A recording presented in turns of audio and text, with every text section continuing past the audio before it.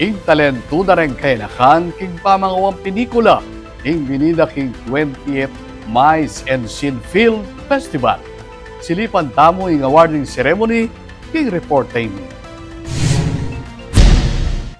Matagumpay ang pesinayan ng 20th Mice and Scene Film Festival Awards Night inyang May 2, 2025 keti king SM City Pampanga Event Center king pamanimuna ning University of the Assumption Mass Communication Students Association. Kapamilatan ning temang Silab, a spark of truth, a flame of change. Bidala reng 13 student-produced films ase sentro karayng miyaya liwang isyong pang-komunidad.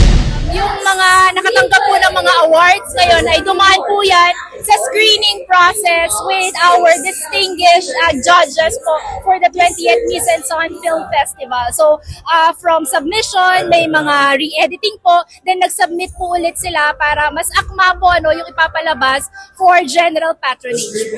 Ang 20th Mice and Scene Film Festival po ay pinaghirapan po ng mga student filmmakers, kaya naman po supportahan po natin sila. Maraming salamat po. King Category A, kinilalang Best Film, ing Ikaw sa Bawat Araw, katuki ing Kaloy at Sitio Mapalad. King Category B, sinambot ing When the Credits Finally Roll, kabang pangadwa ing To Dance Again at Silid Linisan. King Category C, kinilala ing Kinalawang na Kinang bilang Best Documentary Film. Bilang pamagkilala ka rin partisipanti, ganapan niyang special screening kareng hanggang pelikula king May 5 hanggang 6, 2025 king UA Auditorium.